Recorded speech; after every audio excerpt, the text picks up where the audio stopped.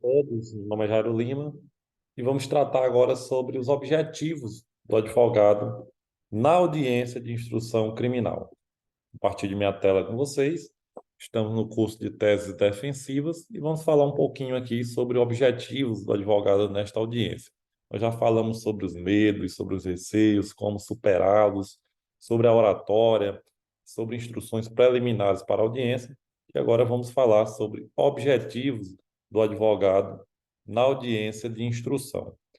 A audiência ela é o momento mais importante do processo, porque é onde ocorre efetivamente a produção de todas as demais provas que não foram produzidas até o momento, né? Então, nesta etapa do processo, ele estará, então, já, enfim, cheio de diligências que já foram realizadas, de perícias, de quebra de sigilo bancário ou fiscal, enfim, de toda a documentação que foi requerida pelo Ministério Público, que foi colhida na fase investigatória, e chega-se nesse momento para a produção de provas orais, né, essencialmente orais. Então, é o momento de ouvir testemunha, fazer a careação, contraditar as testemunhas, pugnar perguntas feitas pelas partes, até chegarmos ao momento das alegações finais. Então, é um momento de produção de provas. Por isso, é um momento também adequado para que se questione as testemunhas, para que converse preliminarmente com o seu cliente, com o acusado, para saber se a melhor estratégia é ele exercer o direito ao silêncio, exercer o direito ao silêncio seletivo, ou ele falar se a versão está acurada e aprumada com as demais provas do processo, enfim. Mas é um momento também para se questionar o exame de corpo de delito, para se questionar os peritos que realizaram tal exame. O exame de corpo de delito, ele assume uma força quase que inquestionável para os juízes. Os juízes têm o resultado do exame de corpo de delito como uma prova quase que absoluta. Ou seja, se o perito disser ali um crime de lesão grave que resultou, de fato, a incapacidade para o trabalho por mais de 30 dias, aquilo para o juiz assume uma força, um valor probatório muito pesado. Portanto, necessário questionar os peritos, necessário rolar os peritos para este momento, ok? Esse é um ponto importante. Combater o exame de corpo de delito. O exame de corpo de delito não é uma prova irrefutável, muito embora ela tenha muito peso para os juízes. Então, embora ela assuma essa força inquestionável, ela pode ser refutada sim. Então, os peritos eles avaliam ali, chegam a conclusões nos exames periciais, e aí é como se não houvesse mais nada a questionar. Mas na audiência, o advogado ele tem justamente a chance de questionar o perito, né? Questionar a credibilidade do perito, questionar de que forma a prova foi colhida, portanto, atenção à cadeia de custódia, mais uma vez, nós temos vídeos sobre isso. Tá? É um momento, então, para você fragilizar aquela prova. Entenda que na instrução processual, o exame de corpo de delito ele já chega com status, né, de uma prova maior, né, de uma prova dos crimes materiais que assume esta amplitude, essa força de ser inquestionável. Por isso, o advogado tem que bolar estratégias no sentido de questionar o perito. Verifique nos seus questionamentos, primeiro, se o perito conhece a cadeia de custódia da prova, se as provas foram colhidas respeitando a cadeia de custódia, se foi acondicionada em invólucros corretamente, como exige a lei, se foram fechados, as quantidades foram preservadas, as fotografias que acompanham o laudo ou o exame de corpo de delito. Portanto, eu estou falando aqui de uma técnica importante para os crimes, especialmente para os crimes materiais.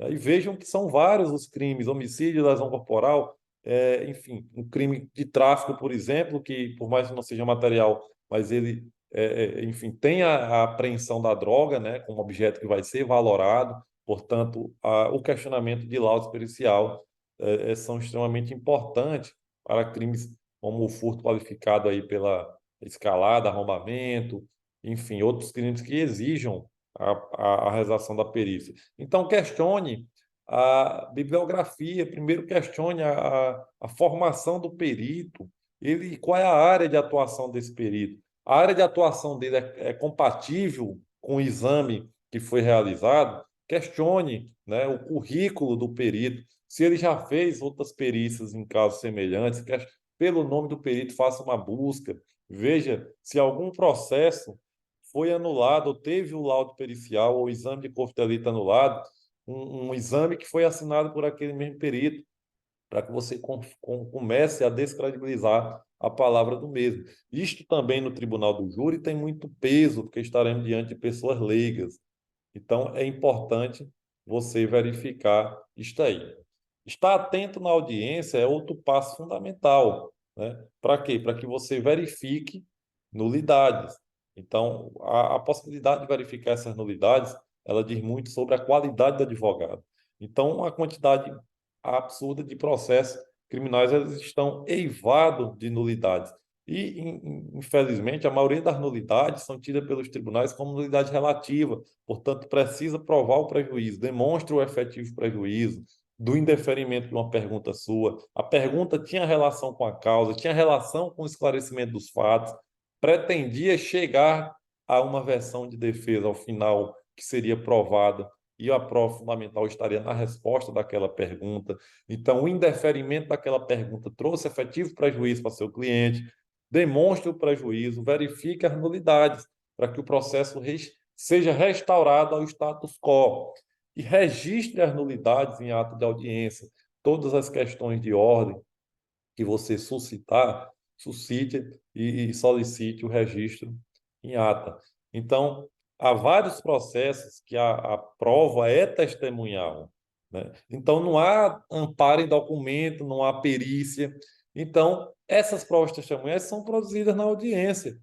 Então, aqui é o momento para que o advogado ele não fique também na posição passiva de estar somente ao lado do réu, fazendo a pergunta ao final. Tem que ter uma postura ativa. O Ministério Público faz muitas perguntas, vocês perceberão nas audiências que o Ministério Público tem o hábito de fazer muitas perguntas. E, via de regra, ele tem a palavra antes do advogado, salvo no caso da testemunha de defesa. Portanto, atenção às perguntas do promotor. Verifique se as perguntas são pertinentes ou não. Se não for, peça ao juiz que as indefira. Se não indeferir, faça constar em ata as perguntas que são sugestivas, que fazem a testemunha narrar além do que devia, tá? E seja também certeiro e sensato nas suas perguntas, direcionado às testemunhas, tá? Pergunte com educação, com gentileza, com cortesia, mas assim, induzindo a testemunha com sua habitual cortesia e gentileza, ele vai ficar mais à vontade para responder. E aí é onde as contradições ficam evidenciadas.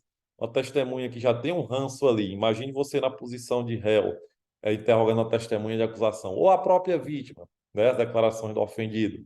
Ele já vem com aquele receio, é o advogado que está defendendo ou atuando em favor daquele que me fez um mal, ou no caso da testemunha que fez um mal, uma pessoa que eu conheço, uma pessoa próxima. Portanto, já há uma resistência inicial. Você quebra essa resistência com regras de trato social. Bom dia, tudo bem com você? Enfim, é lamentável você ter que participar desse momento, né? Ser constrangido a estar participando de uma audiência criminal, mas a sua participação é fundamental para elucidar aqui os fatos, para que seja evidentemente feito a justiça. Então, assim, você já deixa a testemunha à vontade. A testemunha vai se colocar, vai baixar a guarda, né? Ou seja, a testemunha que partiu da presunção de que você era um inimigo, ela passa a lhe tratar como trata o promotor, como trata o advogado. E aí você, como trata o juiz, perdão. E aí você, então, quebrando esta barreira, você consegue concatenar suas ideias e fazer com que a testemunha até entre em contradição. Sabe, ela até passa a dizer, ela que acusava ferronhamente o réu, passa a dizer, não, mas ele não é uma pessoa ruim, enfim, ali deve ter acontecido algo que o levou a tomar essa decisão, a fazer isto, e aí você já vai também modelando ali a postura da testemunha. Então, seja justo, né, no seu discurso, seja leal com as partes, que você vai conseguir atrair a atenção de todas elas. Então, o advogado ele tem que fazer as perguntas corretas, ser certeiro para evidenciar alguma contradição. A contradição você não aponta para a testemunha.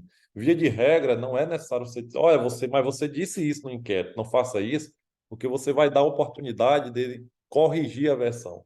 Você aponta a contradição é para o juiz, a não ser que seja uma contradição absurda, aí você pode apontar de cara para a testemunha, que ela vai ficar nervosa, né? Isso funciona muito no júri, por exemplo. Mas, via de regra, guarde as contradições para demonstrar o juízo, né, nas suas alegações finais. Então, isso é muito interessante, verificar essas questões. Então, verifique eventuais nulidades, enfim, para que essas nulidades sejam arguidas no tempo certo, tá? Para que sejam anulados os atos, para que sejam também repetidos aqueles atos.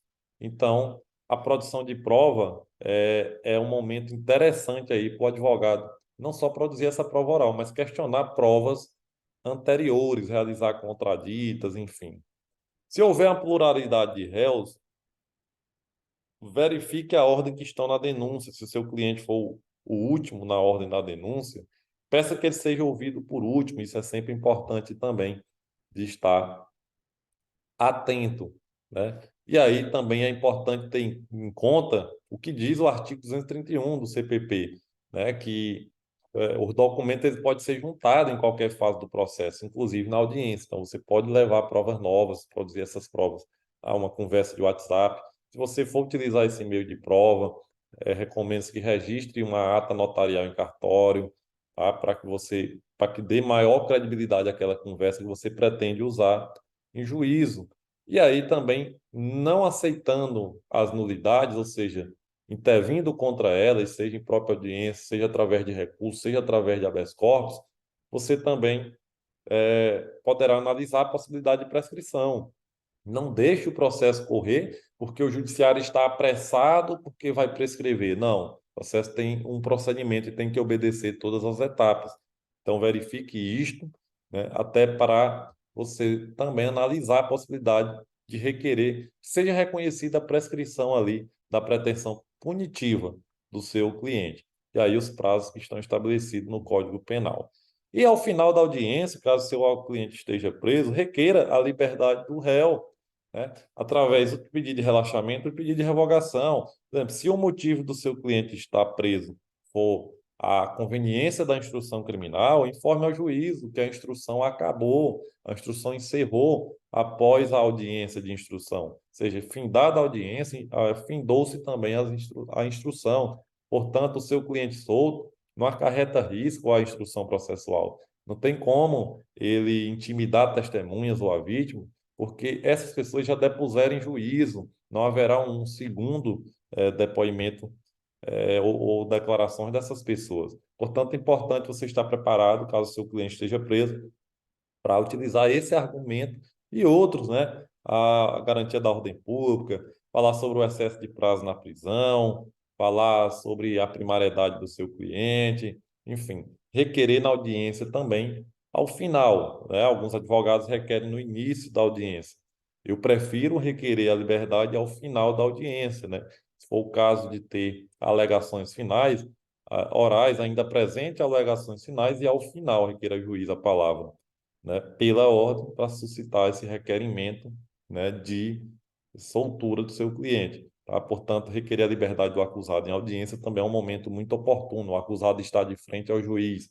É um momento interessante para que ele tenha essa dimensão humana, né, e se sensibilize ali com a situação daquela pessoa que está presa por algum determinado tempo. Então, interrompo o meu compartilhamento. São as dicas para este vídeo. Espero vocês na próxima. Um abraço.